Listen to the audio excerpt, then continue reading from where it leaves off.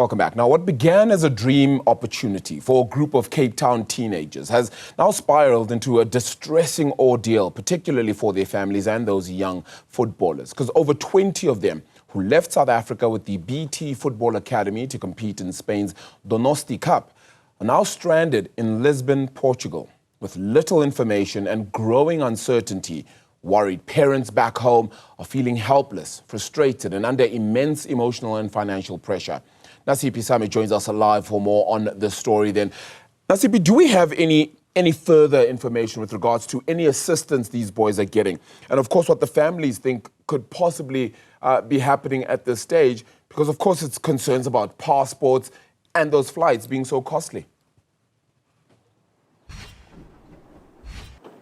Indeed, I mean, BT Football Academy is currently at the centre of uproar from parents and also the broader community of Cape Town, calling for accountability and intensifying those calls, saying that government not only needs to step in and assist the over 20 teenagers that are stuck in Lisbon, Portugal, but also ask very tough questions as so far as how those visas were approved without return tickets. And Arabile, we're currently in Kraaifontein now, outside the Kraaifontein police station. I'm joined by an activist, Bianca Boyson, who's going to talk to us about the reason that brings us to the gates of the Kraaifontein police station. Thank you so much for your time.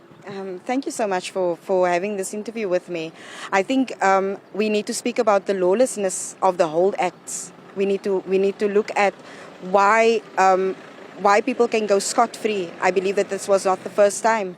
It's a total atrocious act. And the reason why we are at Kraaifontein is that I play the mediator between, or the intermediary role between the parents and the police station, since a parent tried to open a case yesterday and was shown away by a police officer to say that there's no cases to be made. Of course there are cases to be made. We are looking at fraud, and we are looking at theft, yes, but we are also looking at reckless endangerment, child endangerment, the contraventions of the NPO Act. We are looking at the contraventions of the Child Protection Act. Those are our children. We are calling on the various organizations also to stand up against this. We are further looking at human trafficking and kidnapping. Nobody gave them the permission. Nobody gave BT Football Academy, their chairperson, nobody gave them the authority to take those minors, the majority minors, and under false pretenses to these children who come from backgrounds that are mostly underprivileged, to sell them alive further when they are already struggling. To parents who have worked hard, so hard for their money and done the sacrifices and done all and made the debts, some of them, to send their children there. Bianca, you were telling us that one of the minors, because of what is currently happening, being in limbo, not knowing if they'll be returning home, one of them fell ill. Actually a correction. She fell ill during the trip already. And she was on the field, and there's a diagnosis, something to do with her heart, and that I'm not a doctor, so there's not real clarity on what the diagnosis is, but it was to do with her heart. But I want to say that when the child fell ill, that child is the responsibility of BT Football. Should they have not sent that child home? They did not even call the mother. The child called the mother when she came to. Bianca, you're also saying that a number of government departments also need to be roped in. I understand that, provincial and national sports and arts and culture have already, or rather are aware of the situation of the teens that are currently stranded. But what other department organizations would you like to intervene in this situation, and how? Absolutely. We must look at this thing as a broad spectrum.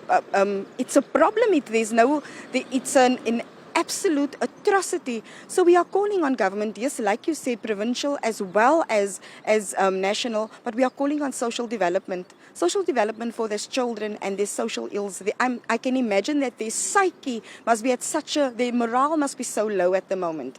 So we are calling on social development to really put their foot behind this, but not just for the kids, but also to tighten the ropes on NPOs like BT Football, who is run by a family where the money is circulated. That is a public organization. We need to look at the acts in the crime also,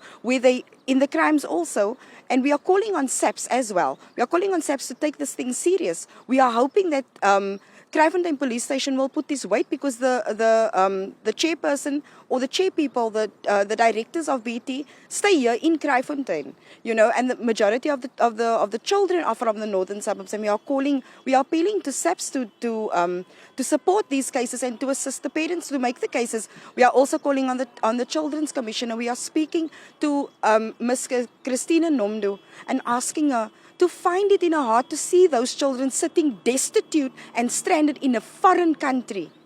I can't imagine how to be hungry. Where are they going to get the next money from? Are we relying just on citizens? I'm actually, there are so many other departments that we can call on. We'll have to leave it there. That is Bianca Boyson, an activist from Kraaifontein, outside the Kraaifontein police station, saying that many more departments need to be roped into this particular conversation. Tough questions need to be asked, and the activists, including the parents and some of the organizations we've been speaking to, saying that answers need to start coming forward, seeing that it has been days that the teens have been stuck in a foreign country. We understand that various government departments from provincial and national are aware of the situation, and currently it is hands on deck to ensure that they arrive back into the country safely. Yeah, certainly going to have to happen sooner rather than later. The safety of those young boys, very, very important here. Nasiphi, thank you so much for bringing us that story. Then Nasiphi Same, of course, coming out of the Western Cape to give us that one. We're going to